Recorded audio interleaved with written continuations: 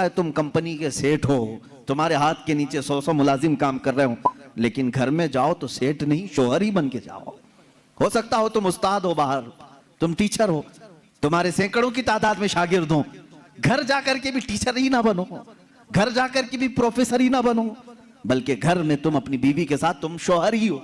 तुम कंपनी के सेठ बाहर, तुम उस्ताद बाहर, लेकिन खातून के साथ शोहर वाले सुलूक में यह होना चाहिए, कभी औरत तुम्हारे साथ मजाक कर ले तो इस तरह बिगड़ने की जरूरत नहीं कि बाद लोगों के मुतालिक ये सुना है, वो कहते हैं बाहर 200 लोग मेरे हाथ के नीचे काम करते हैं, तू कैसी औरत है, तुझे बात करने की तमीज नहीं। बाहर जानती हो मेरी कितनी इज्जत होती, बाहर जानती हो लोग मुझसे टाइम लेते हैं बात करने का, और तू मेरे साथ तू तड़ाक करती है। मेरे अजीजो, अल्लाह ताला ने उसे तुम्हारा हमराज बनाया है, शरीक हयात बनाया है, लाइफ पार्टनर है, उसको इतना इख्तियार दिया करो जितना तुम उसके साथ इख्तियार रखते हो। ये मेरे आका सल्लल्लाहु अलैहि वसल्लम की जिंदगी पाक, घरेलू हालात की खुशगवार जिंदगी हुजूर की मैं बताऊं। माँ आयशा सिद्दीक़ा रज़ियल्लाहु तआला अन्हा एक कुंवारी औरत हैं, बाकी हुजूर सल्लल्लाहु अलैहि वसल्लम की सारी अज़वाज मुतहरात जितनी भी आई या तो बेवा थी या मुतल्लका थी। हजरत खदीजा रज़ियल्लाहु तआला अन्हा सबसे पहले निकाह में आई हुजूर सल्लल्लाहु अलैहि वसल्लम के। हजरत खदीजा बिनते खुवैलिद मक्का की मशहूर खातून थी, आपके अखलाक की वजह से पूरे मक्का वाले आपको ताहिरा कहते थे, आपका लक़ब ताहिरा था। आपका निकाह पहले अबू हाला नाम के एक शख्स से हुआ, उनके इंतकाल के बाद अतीक नामी एक दूसरे शख्स से हुआ, फिर उसके इंतकाल के बाद 2 शादियां ऑलरेडी हो चुकी थी आपकी, फिर आपकी उम्र 40 साल की हुई। रसूल करीम सल्लल्लाहु तआला अलैहि वसल्लम ने अपनी जिंदगी पाक में पहला निकाह अपनी 25 साल उम्र में 40 साल की बेवा खातून से निकाह फरमा रहे हैं। हुजूर पाक सल्लल्लाहु तआला अलैहि वसल्लम का यह निकाह बड़ी सादगी से हुआ, और हुजूर अकरम सल्लल्लाहु तआला अलैहि वसल्लम पर सबसे पहले ईमान लाने वाली भी आपकी शरीक हयात खदीजा रज़ियल्लाहु तआला अन्हा ही हैं, वह उम्मुल मोमिनीन सबसे पहले ईमान लाने वालियों में से। हुजूर सल्लल्लाहु तआला अलैहि वसल्लम की हर मकाम पर वो सपोर्टर रही हैं, आपकी हिमायत के लिए खड़ी रही।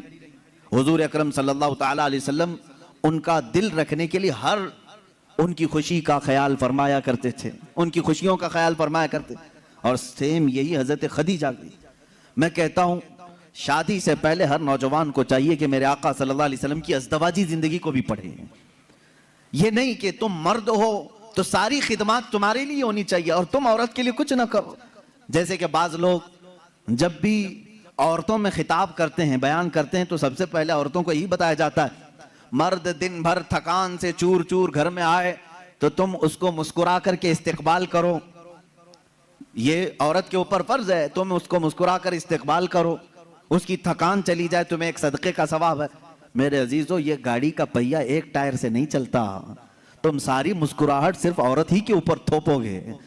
यहां पर तुम्हें यह भी कहना होगा, हो सकता है कभी दिन भर की थकान औरत को भी हो जो सुबह से शाम तक काम कर रही हो, तुम आकर के उसे भी मुस्कुरा करके कहो दिन भर आज तुम्हें ज्यादा थकान हुई होगी। हमेशा मियां ये क्यों चाहते हैं कि मेरी थकान वो पूछे ना, बल्कि आप खातून की भी मिजाज पुरसी करें। ये दोनों टायर हैं, दोनों का बैलेंस बरकरार हो।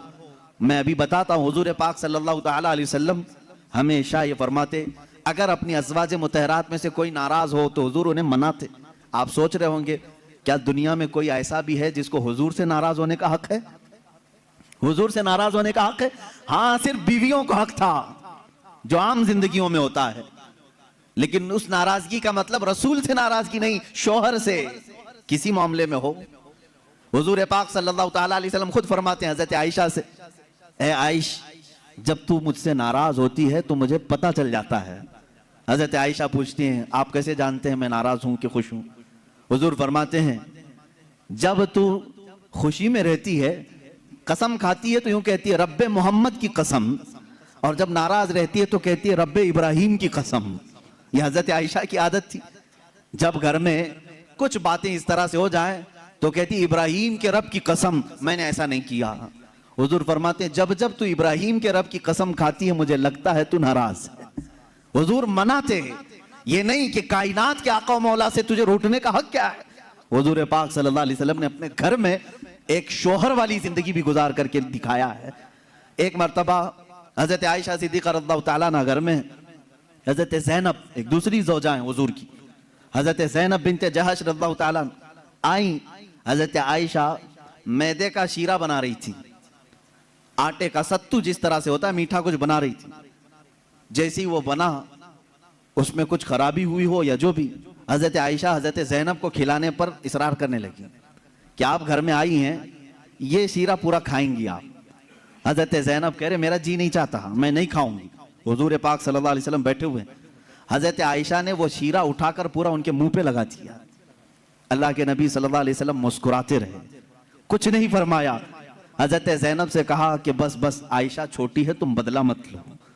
ये हुजूर पाक सल्लल्लाहु ताला अलैहि वसल्लम की खानगी मामलात हैं, अपनी अज़वाज मुतहरात के साथ हुस्न सुलूक है। उन्हें आपस में मजाक करने का इख्तियार तक मेरे आका ने दे रखा था। ये नहीं कि इतना टाइट करो कि हंसना भी मुश्किल हो जाए, इतना तुम उनके ऊपर सवार हो जाओ कि बात करना भी मुश्किल हो जाए। नहीं, रसूल पाक सल्लल्लाहु ताला अलैहि वसल्लम ने अपनी अज़वाज मुतहरात को एक खुशहाल जिंदगी गुजारने के घर इनायत फरमाए थे। आप अंदाजा कर सकते हैं, हर बीवी के लिए अलग मकान, हर ज़ौजा के लिए अलग मकान। हुजूर पाक सल्लल्लाहु ताला अलैहि वसल्लम की आदत मुबारका थी, हर खातून के पास बारी बारी तशरीफ ले जाते हैं, सबके पास बराबर का बराबर वक्त देते। हजरत आयशा रज़ियल्लाहु ताला ने उसमें सबसे छोटी उम्र के लिहाज से। मैं यही कह रहा हूं कि औरत को तरबियत देकर कामिल बनाना यह अखलाक रसूल है। हुजूर सल्लल्लाहु ताला अलैहि वसल्लम की सुन्नत पर अमल करना चाहते हो नौजवानों, पहले से ये समझ करके चलो। मेरे घर में जिनकी शादियां नहीं हुई उनके लिए कह रहा हूं, जिनकी हो चुकी उनके लिए भी पहले से जहन में ये बात फिट कर लो, मैं अगर शादी करने जा रहा हूं तो मेरे घर कोई ऐसी खातून आने वाली है जिसको हो सकता है बात करने में पूरा सीखी हुई ना हो, खाने पकाने के माहिर ना हो सकता है वो खानदानी मामलात को ना समझे, मुझे हर एक चीज को उसे सिखाना होगा। तुम अगर पहले से ये सब चीजें जहन में रखोगे तो झगड़े और ना इत्तेफाकी की बात नहीं आई।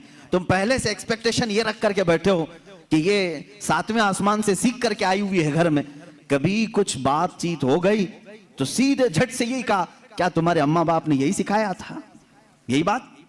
और सास भी अपने बहू से यही कहती है रोटी नहीं बने, अम्मा क्या सिखाई तेरी तुझको, अब तक क्या करती रही। मेरे अजीजों, रसूल पाक सल्लल्लाहु ताला अलैहि वसल्लम के पास हजरत आयशा जब आई 9 साल की उम्र में थी, उनकी सहेलियां कहती हैं आटा गूंथते गूंथते वो सो जाती थी, उसी में सो जाती थी, रात हो जाती थी। हुजूर पाक सल्लल्लाहु ताला अलैहि वसल्लम ने एक दिन भी सख्ती नहीं फरमाई कि आयशा आटा गूंथते गूंथते सो गई, आटे में ही हाथ रह गए। हुजूर अकरम सल्लल्लाहु ताला अलैहि वसल्लम ने उन्हें मह कामिल बनाया। ये अल्लाह के रसूल सल्लल्लाहु अलैहि वसल्लम के अखलाक करीमा है। औरतों को तुम जिस कदर अच्छी तरबियत दोगे, तुम्हारी मोहब्बत उतनी ही उनके दिलों में होगी और उतनी ही अजमत भी बढ़ेगी, उतनी अजमत बढ़ेगी। और रसूल पाक सल्लल्लाहु ताला अलैहि वसल्लम की इस अजीम सुन्नत पर भी अमल होगा।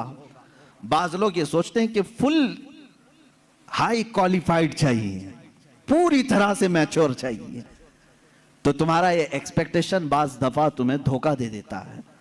तुम जो कुछ भी सोच करके रखे हो वो नहीं आई, चिड़चिड़ हो जाता है, दिमाग में अलग अलग वसवसे आने लगते हैं, फिर दूसरे का ख्याल आने लगता है, और फिर दूसरी भी वैसी निकली तो क्या करोगे। इसीलिए अखलाक रसूल ये है।